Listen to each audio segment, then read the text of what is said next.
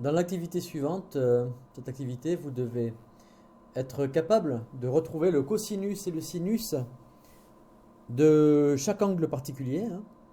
Donc, dans un premier temps, ce qui est important sur un cercle trigonométrique, c'est toujours de replacer les angles connus.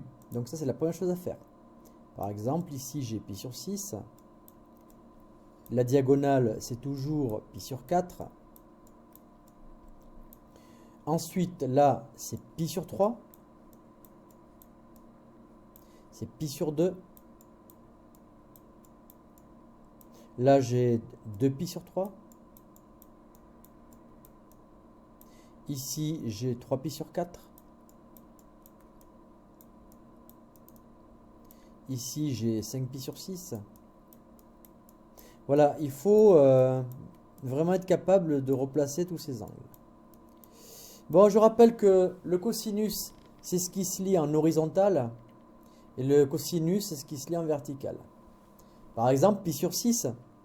Vous voyez, pi sur 6. Je prends l'exemple de pi sur 6. Il est clair qu'en vertical, on voit tout de suite que c'est sur 0,5. Donc il faut connaître cette donnée, c'est 0,5 en ordonnée. Bon, maintenant ce qu'il faut savoir, c'est que 0,5 est toujours associé à racine de 3 sur 2. Bon, ici, comme l'abscisse est positive, c'est plus. Bon, maintenant, si je prends un autre exemple, 3 pi sur 4. 3 pi sur 4, c'est ici.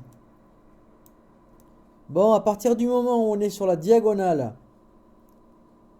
du carré, là, ce petit carré, on a les mêmes abscisses et la même ordonnée. Donc, à partir de tout ce qui est en pi sur 4, de toute façon, ce sera racine de 2 sur 2. Parce que c'est pareil en abscisse et en ordonnée. Maintenant, la difficulté, c'est de savoir le signe. Bien, 3 pi sur 4, en abscisse, il est à gauche. Donc en abscisse, ce sera négatif. Et en ordonnée, il est en haut, donc il sera positif.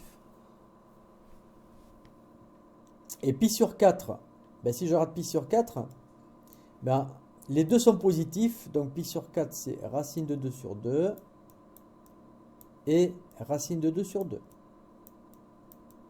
Bon, je prends un dernier exemple, ben, pi sur 3. Pi sur 3, on voit que en abscisse, il tombe pile sur 0,5. Donc c'est 0,5. Bon, ben en ordonnée, hein, 0,5 est toujours associé à racine de 2 sur 2.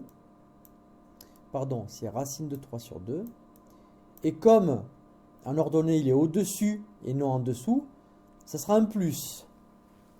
Et 0, ben 0, je rappelle que l'angle 0, c'est ici.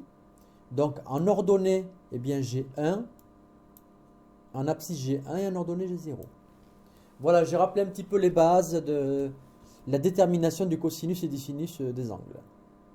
Et puis quand on est en dessous, les angles sont négatifs, ben c'est l'ordonnée, c'est la ligne d'en bas qui change de signe, tout est négatif. Voilà.